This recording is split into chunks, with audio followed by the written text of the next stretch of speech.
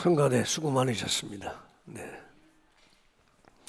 제가 나중에 본교회로 돌아가면 예배 시간 되었을 때 트럼펫 소리가 귀에 참sam할 것 같아요. 네, 참 좋습니다. 앞뒤좌우로 오늘도 말씀의 은혜가 함께 하시기를 바랍니다. 우리 축복하시면서 목소리가 별로 좋지 않은데 여러분들이 잘 이해해 주시기 바랍니다. 또 어떤 분들은 허스키한 목소리가 좋다고 하긴 하더라고요. 여러분 지난 15일은 일제로부터 해방된 것을 기념하는 광복절이었습니다. 올해로 해방 79주년을 맞이했습니다. 1910년 주권을 강탈당하고 일본의 강제로 합병되었다가 35년 만인 1945년 8월 15일 2차 세계대전의 패전국이 된 일본의 항복으로 해방을 맞게 되었습니다. 일제강점기 35년 동안 한국은 일본 제국주의에 의해서 철저하게 수탈되었습니다. 징병, 징용, 종군 위안부 등이 그 대표적인 예들입니다. 강제로 징병된 군인 군속이 36만 명에 이르게 되고 이들은 전쟁터에 끌려가 총알바지가 되었습니다. 이들 중 귀환이 확인된 수가 16만이고 20만 명은 사망했거나 행방불명이 되었습니다. 패전 후, 일본은 패전 후 강제 징병되었던 이들에 대해서 국적이 다르다는 이유로 원호, 배상, 보상을 일체 거부하고 있습니다.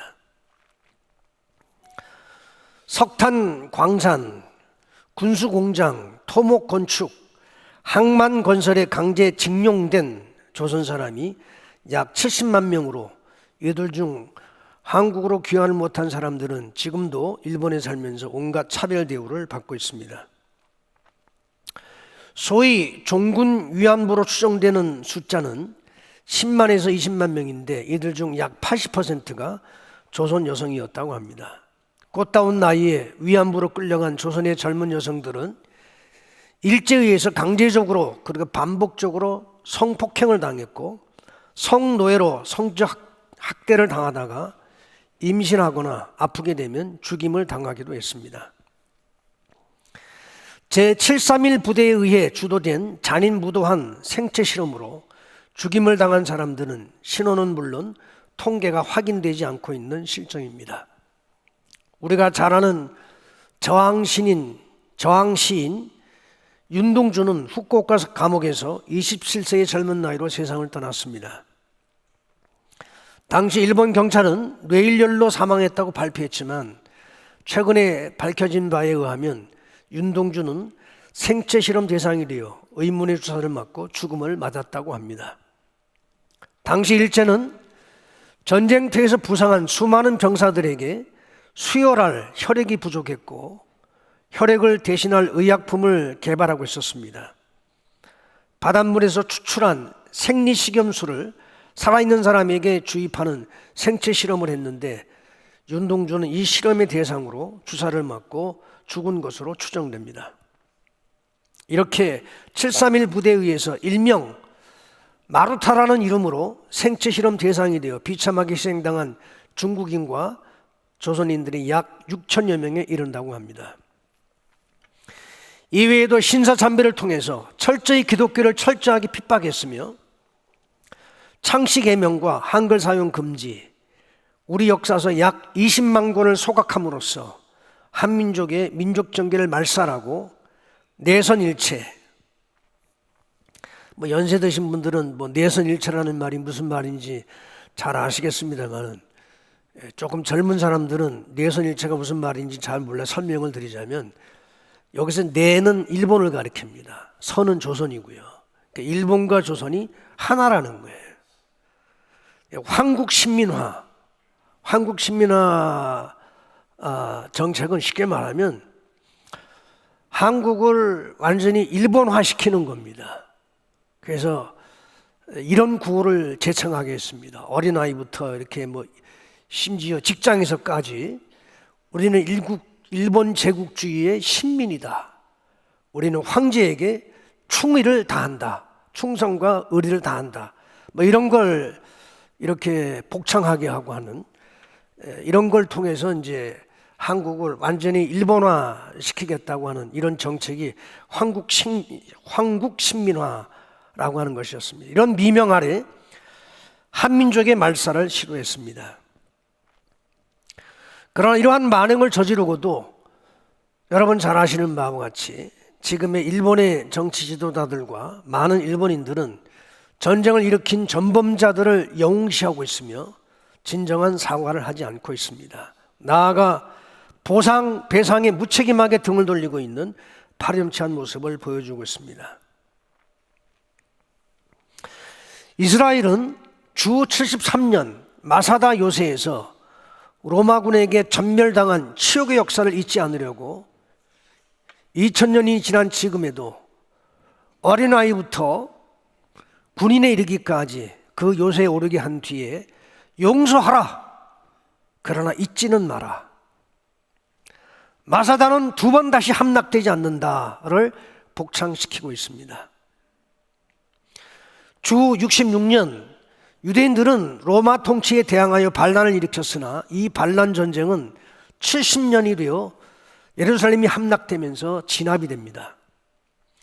이때 예루살렘에서 도주한 유대인 열심 당원들이 마사다라고 하는 요새로 대피해서 게릴라전을 펼치면서 마사다 주변의 도시들과 마을을 공격했습니다. 피해가 누적되자 이들을 토벌하기 위해 로마 제10군단이 파견되었습니다. 9천여 명의 정규군과 6천여 명의 유대인 노예들이 동원되었습니다. 15배 이상의 압도적인 병력 차이에도 불구하고 유대인들은 2년 이상을 이 요새에서 버텼습니다. 마사다의 유대인들이 이렇게 오랜 시간을 버틸 수 있었던 이유는 천혜의 요새였던 마사다의 입지적 조건 때문이었습니다. 그러나 결국 요새가 함락될 위기에 몰렸습니다. 당시 요새에는 여인들과 아이들까지 모두 967명이 있었다고 합니다. 유대인 저항군 지도자였던 벤 야이르는 요새의 함락이 임박한 것을 예감하고 자유롭게 죽음을 택하자라고 부하들을 설득했습니다. 벤 야이르는 이렇게 말했다고 전해집니다. 적에게 시체만을 남겨주자. 그것은 승리한 적에게 실질적인 패배를 안겨주는 일이요, 먼 훗날 우리 자손들의 승리를 보장하는 길이다. 우리 모두 자유라는 수의를 입자. 그리고 저항군은 먼저 자기 가족을 죽이고 그리고 나서 모였습니다. 10명씩 조를 편성해서 제비를 뽑힌 사람이 나머지 9명을 죽이고 그렇게 죽음의 의식을 거행하면서 남은 최후의 한 사람이 요새의 불을 지른 후에 자결했다고 합니다. 로마군이 요새에 진입했을 땐 전부 자결한 것을 보고 충격을 받았다고 합니다. 이 이야기는 지하 동굴에 숨어있다 살아남은 여인 2명과 아이들 5명에 의해 전해졌다고 합니다.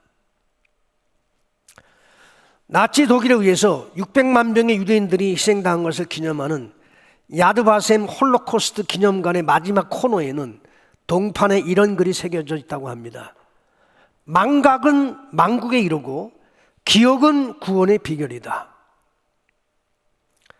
오늘 말씀에서 모세는 이제 마지막으로 이스라엘 백성들을 모압 평원에 모아놓고 가나안 땅에 들어가기 전에 여호와과도 같은 설교를 하면서 출애굽의 영광과 지난 40년 광야 생활을 추억하면서 이렇게 권면합니다.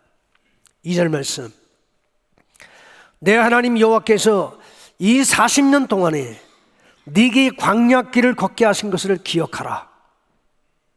11절 말씀, 내가 오늘 네게 명하는 여호와의 명령과 법도와 규례를 지키지 아니하고 내 하나님 여호와를 잊어버리지 않도록 삼갈지어다. 14절 말씀, 네 마음이 교만하여 네 하나님 여호와를 잊어버릴까 염려하노라. 18절 말씀. 네 하나님 여호와를 기억하라. 그가 네게 재물 얻을 능력을 주셨음이라. 이같이 하심은 네 조상들에게 맹세하신 언약을 오늘과 같이 이루려 하심이니라. 이 말씀의 핵심은 무엇입니까? 잊지 말고 기억하라는 것입니다. 하나님께서 너희를 위해 계획하시고 실행하신 광야 40년을 기억하라는 것입니다. 내 하나님 여호와를 잊어버리지 말고 기억하라고 3번이나 반복하면서 당부하셨습니다. 광야 40년을 요약하자면, 여러분, 이스라엘 백성들의 광야 40년을 보여주는 책이 바로 민수기입니다. 제가 지난번에도 말씀을 드렸습니다마는, 광야 40년을 시작하기 전 가나안 시내산에서 이스라엘 백성들과 하나님은 언약을 체결합니다. 나는 너희들의 하나님이 되고 너희는 내 백성이 되리라. 그게 바로 시내산 언약이에요. 그 시내산 언약의 핵심은 바로 십계명입니다. 그리고 나서 이제 인구조사를 하고 그랬더니 60만 명이 조금 넘었어요. 만 20세 이상 남자가. 그런 이제 광야 생활이 시작됩니다. 그리고 이제 광야 생활이 끝나는 게 이제 요단강 건너기 전 모압 평원에서 모세의 설교를 듣고 한 번 더 그때 인구조사를 해요. 그때도 역시 60만 명이 조금 넘었어요. 첫 번째 인구조사 60만 명과 40년 뒤에 이 60만 명은 완전히 다른 사람들입니다. 첫 번째 인구조사에서 60만 명은 광야에서 다 죽었어요.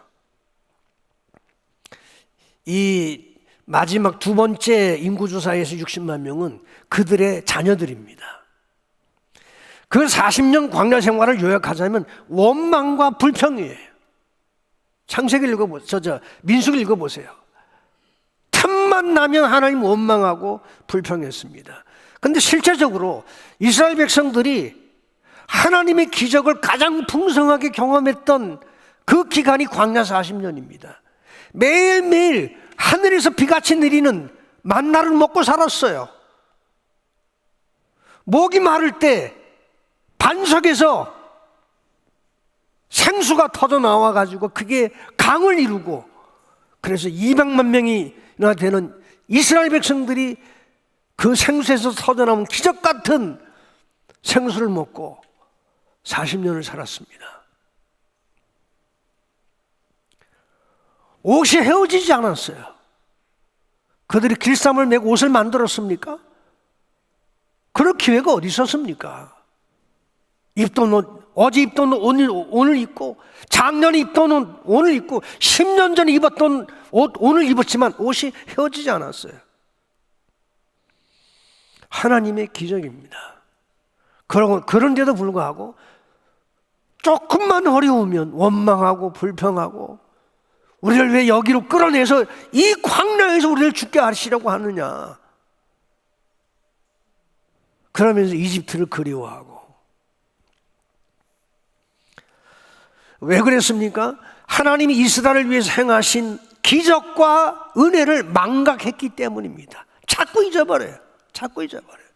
하나님이 베푸신 그 은혜를 잊어버리고, 하나님이 행하신 그 기적들을 잊어버리고, 한 번도 기적을 경험하지 못한 사람처럼, 은혜를 입어보지 못한 사람처럼 어려움을 만나면 또다시 원망하고 불평하는 이스라엘 백성들에게서, 참 어떻게 인간이 이렇게 너무 빨리 쉽게 잊어버릴 수 있을까? 아까 홀로코스트 그 기념관 동판에, 마지막 코너에 동판에 이런 글이 새겨져 있었다고 그랬죠. 망각은, 잊어버리는 것은 망국에 이르고 나라가 망하는 거예요. 자꾸 잊어버리면 나라가 망하는 거예요. 기억은 구원의 비결이다. 우리 믿음에 적용되는 말씀이에요. 신앙생활 잘하고 싶으십니까? 기억하십시오. 잊지 마세요. 하나님의 은혜를 잊지 마세요. 해방이 되고 79년이 지났습니다. 오늘 이 시대를 사는 우리가 해방을 추억하면서 신앙적으로 점검하고 돌아봐야 할 것이 있습니다. 첫째, 하나님의 은혜를 잊지 않고 기억해야 합니다.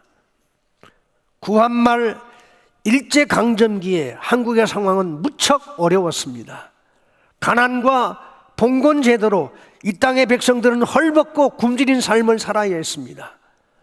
조선은 정조 이후 나라가 망할 때까지 제대로 된 왕이 한 명도 없었습니다. 왕들은 하나같이 무기력했고 왕의 외척들이 권력을 잡고 세도 정치로 나라를 도탄에 빠뜨렸습니다. 대원군은 세도 정치를 끝내는 듯 했으나 고집스러운 쇄국 정책으로 나라를 퇴보시켰습니다.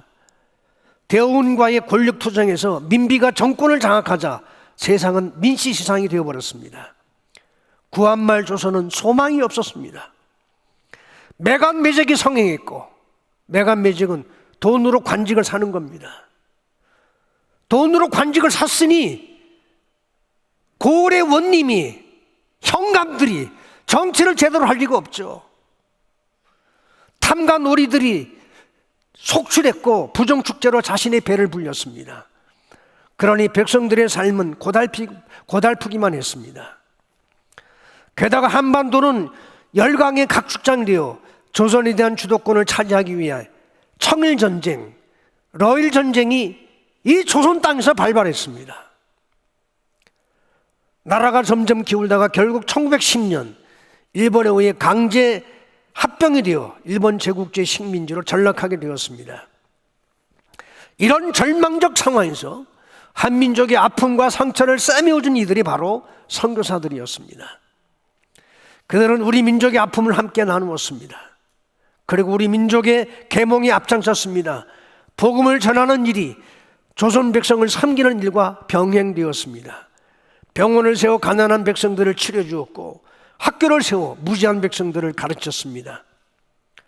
선교사를 통해서 이 땅에 찾아오신 하나님은 이 민족을 불쌍히 여기시고 긍휼히 여기셨으며 민족이 당하는 고난을 보듬어 안으셨습니다. 그리고 사랑으로 치료하시고 복음으로 새롭게 하셨습니다. 그리고 불의에 대해서 용기를 가지고 저항하게 하셨습니다. 이 땅에 세워진 교회는 백성들을 치료하고 격려하고 위로했으며 가르치고 깨우쳤습니다. 많은 미션 스쿨이 하나님 사랑을 가르쳤을 뿐만 아니라 이웃 사랑을 그리고 나라 사랑을 가르쳤습니다. 하나님께서는 당신의 아들, 딸들을 일으켜서 나라의 독립을 위해 희생하며 헌신하게 하셨습니다. 그래서 독립운동에 앞장섰던 민족 지도자들 태반은 사실 기독교인들이었습니다. 이들의 희생은 독립과 해방의 밑거름이 되었습니다. 이들은 독립을 위해 자신의 목숨을 아끼지 않았습니다. 수많은 사람들이 감옥에서 고문당하다 죽었습니다. 여러분들이 잘 아시는 유관순 열사는 18살 꽃다운 나이에 옥에서 고문을 당하다 죽었습니다. 그의 부모님은 모두 3.1 만세운동 때 일본 헌병이 쏜 총에 맞아 피살되었습니다. 그녀의 오빠도 만세 시위를 주도하다 옥살이를 했습니다. 어떤 이들은 평생 호의호식할 수 있는 자신의 재산을 털어서 독립자금으로 내놓은 사람들도 있었습니다. 초대 부통령이었던 이시영의 집안은 백사 이양복의 후손으로서 사만갑족 명문 집안이었습니다. 이시영의 장인은 총리 대신 김홍집이었습니다. 그러나 한일 합방으로 나라를 강탈당하자 이들 6형제는 지금 돈으로 600억 상당의 재산을 모두 팔아서 만주로 망명한 후에 신흥 무관학교를 세우고 평생 독립운동에 모든 재산, 모든 생애를 바쳤습니다. 그의 형제 이회영은 밀정의 밀고로 일경에 체포된 후 감옥에서 고문으로 옥살을 했습니다. 이러한 희생이 있었음에도 불구하고 해방은 우리의 힘으로 얻은 것이 아니었습니다.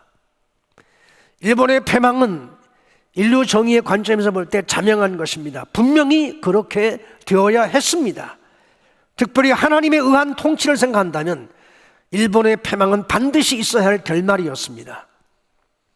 그런데 일본의 패망은, 그래서 우리에게 찾아온 해방은 우리 민족이 일본과 싸워 얻은 것이 아니었습니다. 2차 세계대전에서 일본이 패망함으로써 한국은 일제압제로부터 해방될 수 있었습니다. 그리고 신앙적으로 생각할 때 하나님께서 당신의 백성들이 눈물로 기도하고 피땀 흘려 독립을 위해 희생하는 것을 헛되지 않도록 긍휼히 여기셔서 해방을 선물로 주셨다고 할 수 있습니다. 해방이 되고 5년이 지난 후 다시 한국은 전쟁의 잿더미로 변합니다. 북한 공산 세력의 남침으로 시작된 3년간의 한국 전쟁은 조국을 폐허로 만들었습니다. 한국이 공산 세력에 의해 적화되기 직전에 하나님이 개입하셔서 막으셨습니다. 유엔군을 파병하게 하셨고 미국을 움직이셨습니다. 맥아더 장군의 기적 같은 인천 상륙 작전으로 전세는 뒤집혔고 조국은 다시 한번 풍전등화의 위기에서 하나님의 도우심과 은혜를 경험하게 됩니다. 또한 하나님은 치료와 회복의 손길을 보내셨습니다. 선교사들과 한국교회는 전쟁으로 폐허가 된 조국의 치유와 회복에 앞장섰습니다. 전쟁 고아와 미망인들을 돌보았습니다. 교회는 국민들을 위로하고 다시 일어서게 했습니다. 이때 비약적인 교회 성장이 이루어지게 됩니다. 교회 성장은 또한 경제 성장을 가져왔습니다. 그 이후에 한국 교회가 기복주의 신앙과 물량주의와 세속적 성공주의에 빠져 타락하게 되었지만 아직도 여전히 하나님은 우리를 붙들고 계신다고 확신합니다. 여기까지 올 수 있었던 것은 하나님의 은혜입니다. 이스라엘의 해방과 광야 40년 생활이 하나님의 은혜와 인도하심이었던 것처럼 일제의 압제로부터 우리 조국이 해방된 것, 그리고 전쟁의 폐허로부터 회복되고 일어서게 된 것은 하나님의 은혜임을 잊지 말아야 합니다. 두 번째, 목숨 걸고 독립을 위해 희생한 조상들을 잊지 말아야 합니다.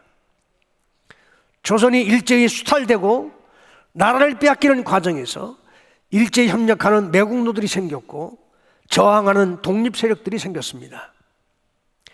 일제에 협력했던 친일파들은 나라와 민족을 판 대가로 부귀영화를 누렸습니다. 그리고 그들의 후손 대부분은 해방된 조국에서 여전히 친일의 대가로 물려받은 부귀영화를 대를 이어가며 누리고 있습니다. 반면에 일제에 저항했던 독립 세력은 온갖 탄압과 물질적 궁핍, 고문, 나아가 죽음의 고통을 감수해야 했습니다.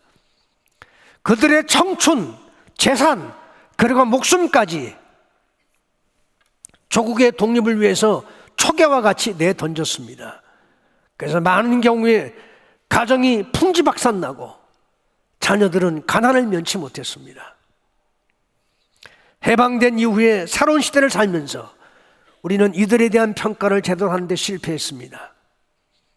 소위 친일파인 일제협력자를 청산하는 일을 제대로 하지 못했고, 또한 독립과 해방을 위해 희생한 사람들에 대해서 충분히 이해하는 일에 뭔가 모르게 미진한 면이 있어 왔습니다. 우리가 제대로 된 나라를 만들어 가려면 이런 면에 있어서 분명해야 합니다. 일제 협력자들에 대한 청산이 제대로 이루어져야, 그리고 독립과 해방을 위해서 목숨 걸고 희생을 아끼지 아니한 조상들을 기억해야 제대로 된 나라를 만들 수 있고 건강한 민족 정기를 세울 수 있습니다. 망각은 만국에 이르고 기억은 구원의 비결이라는 말을 명심해야 합니다. 하나님의 은혜가 있어 해방되고 독립이 되었지만 남다른 헌신, 피눈물 나는 희생을 아끼지 아니한 애국지사들이 있었으면 잊어서는 안 됩니다. 이런 분들의 희생을 기억하고 그 가치를 존중하지 않는다면 앞으로 누가 기꺼이 나라를 위해 희생하는 자리에 나아가겠습니까? 마지막으로 세 번째, 그러면 우리는 어떤 나라의 비전을 가져야 하나? 우리 기독인이 갖는 나라에 대한 비전은 다른 사람들, 불신자들과는 분명 다른 면이 있을 것입니다. 대체적으로 나라에 대한 생각들을 한다면 선진국을 추구하는 것입니다. 경제 대국, 군사 강국 등 부국 강병이 대체적으로 사람들이 원하는 나라의 모습입니다. 여기에 문화, 예술, 학문, 과학과 기술이 발전하여 웰빙의 삶이 보장된 나라를 생각할 것입니다. 물론 우리 기독교인들도 이런 면들을 나라를 생각하면서 기도하면서 이런 나라가 되었으면 좋겠다, 그렇게 생각할 때 이런 점들을 우리도 고려합니다. 무시하지 않습니다. 그러나 우리는 불신단들과 다른 무언가가 있어야 합니다. 하나님께서 이스라엘을 가나안으로 인도하셔서 나라를 세우게 하셨을 때 경제적인 가치를 최고로 내세우지 않았습니다. 경제적인 측면으로 보면 이집트는 이스라엘보다 월등히 우위에 있었던 나라입니다. 강력한 군대를 가진 군사 강국도 아니었습니다. 이스라엘은 제국의 모습을 갖춰본 적이 한 번도 없었어요. 아수르 제국, 바벨론 제국, 그리스 제국, 로마 제국, 수많은 제국들이 등장했지만 하나님이 이스라엘에게서 기대하신 나라는 제국이 아니었습니다. 나라의 영토를 가장 넓혔던 솔로몬 시대도 결코 제국의 모습은 아니었습니다. 제국이란 주변 가난한 나라를, 약한 나라를 전부 힘으로 무력으로 제압해서 영토를 넓히고 세계를 제패하는 이런 나라들이 제국인데, 이스라엘은 하나님이 원하신 이스라엘의 모습은 그런 나라가 아니었어요. 하나님이 원하셨던 이스라엘은 강한 군대의 힘으로 세상을 호령하는 제국이 아니었습니다. 이스라엘을 향한 하나님의 목적은 출애굽 이후 시내산에서 언약을 체결할 때 나타납니다. 출애굽기 19장 4절부터 6절 말씀. 내가 애굽 사람에게 이렇게 행하였음과 내가 어떻게 독수리 날개로 너희를 업어 내게로 인도하였음을 너희가 보았느니라. 세계가 다 내게 속하였나니 너희가 내 말을 잘 듣고 내 언약을 지키면 너희는 모든 민족 중에서 내 소유가 되겠고 너희가 내게 대하여 제사장 나라가 되며 거룩한 백성이 되리라. 여기에 하나님의 의도가 나타납니다. 하나님께서 이스라엘에게 기대하셨던 것은 제사장 나라가 되는 것이었습니다. 물론 신약시대에 구약의 이스라엘 나라를 대신할 국가는 그 어디에도 없습니다. 구약의 이스라엘을 대신할 공동체는 오직 교회뿐입니다. 지금 팔레스타인에 건립되어 있는 이스라엘도 아니에요. 신약시대에 하나님이 기대하시는 공동체는 영적 이스라엘은 교회뿐입니다. 나라가 아니에요. 그리고 나라 역할과 교회 역할은 엄연히 다릅니다. 그러나 기독교인들은 자기가 살아가는 나라에서 그 나라가 어떤 나라로 만들어 갈 것인가에 대한 비전이 있어야 합니다. 그 비전대로 이루어지지 않는다 할지라도 그 비전의 실현을 위해서 평생 헌신하며 산다면 그것 자체로서 의미 있는 삶이고 하나님께서 분명 기뻐하실 것이라고 확신합니다. 우리는 나라에 대해서 어떤 비전을 가져야 합니까? 우리나라가 하나님의 말씀 위에 세워지도록 성서 한국의 비전을 갖는 것입니다. 오늘 말씀에 보면 모세는 1절에서 이렇게 말합니다. 내가 오늘 명하는 모든 명령을 너희는 지켜 행하라. 그리하면 너희가 살고 번성하고 여호와께서 너희의 조상들에게 맹세하신 땅에 들어가서 그것을 차지하리라. 3절 말씀, 너를 낮추시며 너를 줄이게 하시며 또 너도 알지 못하며 네 조상들도 알지 못하던 만나를 내게 먹이신 것은 사람이 떡으로만 사는 것이 아니요 여호와의 말씀으로 사는 줄을 네가 알게 하려 하심이니라. 나라가 하나님 말씀 위에 세워지도록 우리 삶의 모든 영역에서 헌신하고 노력하는 것이 우리에게 주신 사명이에요. 기독교적인 가치는 하나님의 말씀을 통해서 나타납니다. 소위 사랑, 정의, 공평, 평화 이런 가치들은 하나님의 말씀을 통해 이루어지는 것들입니다. 우리의 삶을 먼저 말씀 위에 세우고 우리의 가정을, 교회를 말씀 위에 세우며 우리의 일터를 말씀 위에 세운다면 성서 한국의 비전을 이루게 될 것입니다. 기독교적 가치관이 우리가 만든 제도와 우리가 만든 법, 우리가 만든 문화, 우리가 만든 전통 속에 스며들게 하는 것이 이 시대를 살아가는 우리에게 주신 사명이에요.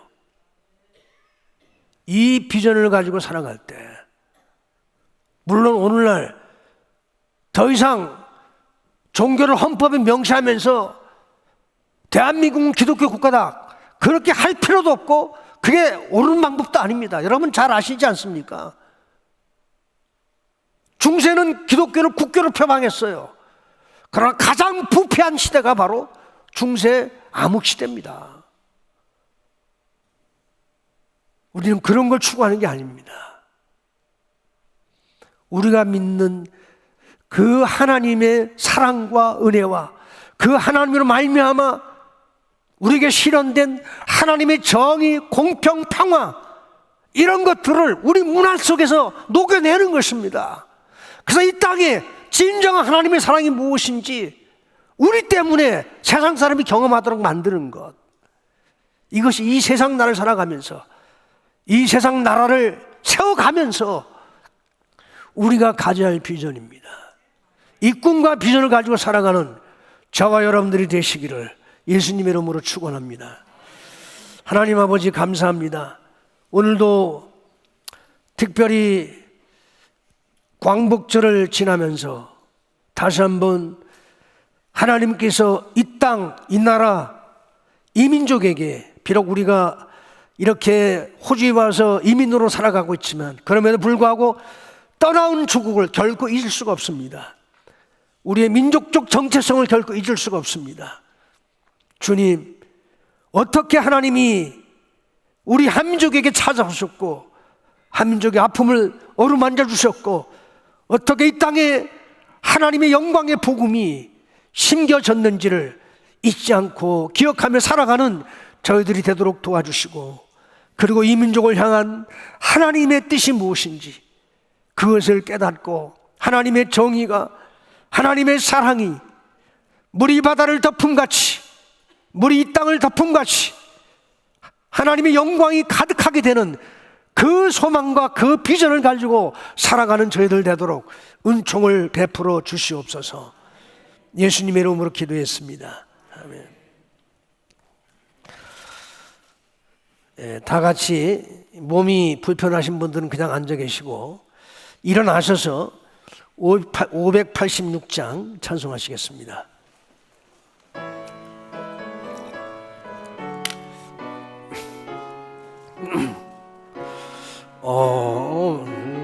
민족 누구게나 결단할 때 있나니 참과 거짓 싸울 때에 어느 편에 설 건가. 주가 주신 새 목표가 우리 앞에 보이니 빛과 어둠 사이에서 선택하며 살리라. 고상하고 아름답다 진리 편에 서느니 진리 위에 억압받고 명예히 이뤄도 비겁한 자 물러서나 용감한 자 그 세계 낙심한 자 돌아오는 그날까지 서리라. 순교자의 빛을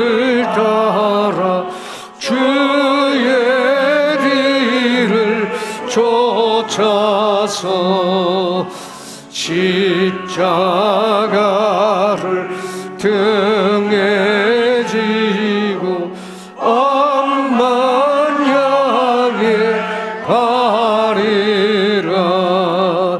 새 시대는 새 사명을 우리에게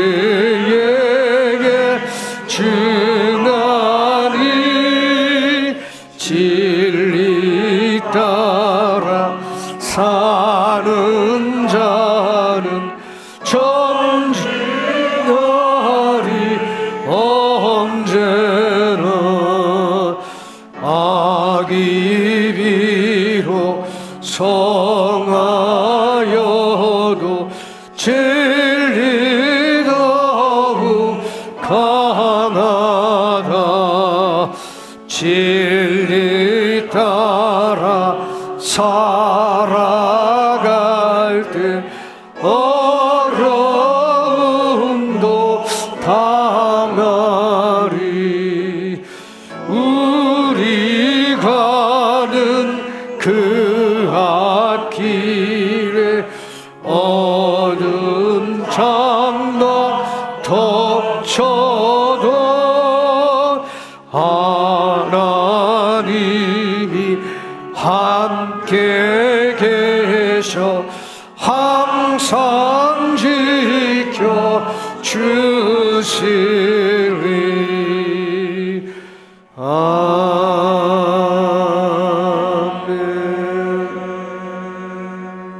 하나님, 이 시간 예배를 드리면서 준비한 헌금을 하나님께 드릴 수 있게 주셔서 감사합니다. 이 물질뿐만 아니라 우리의 시간과 우리의 생애 전부를 하나님 나라 건설을 위하여 아낌없이 헌신하여 드릴 수 있는 복을 저희 모두에게 내려 주시옵소서.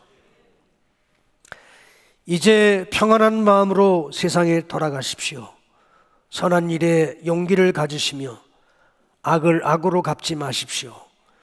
항상 연약한 자를 도우시며 병든 자를 찾아보시며 곤란당하는 이웃을 위로하십시오.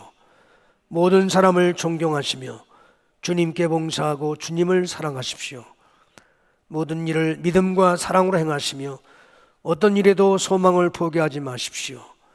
그리고 거룩하신 성령께 순종하여 기쁨과 감사의 생활을 해 나가십시오. 우리 하나님 아버지는 여러분을 항상 도와주실 것입니다. 우리 주 예수 그리스도의 은혜와 하나님 아버지의 크고 무한하신 사랑과 성령님의 교통하심과 인도하심과 동행하심이 광복절을 맞이하여 우리에게 베푸신 하나님의 그 크신 은혜와 사랑, 우리의 믿음의 조상들이 이 땅의 독립을 위하여 흘렸던 그 희생과 그 헌신을 잊지 않고 기억하기 원하는 모든 주의 백성들에게 이제로부터 영원토록 항상 함께 있을지어다. 아멘.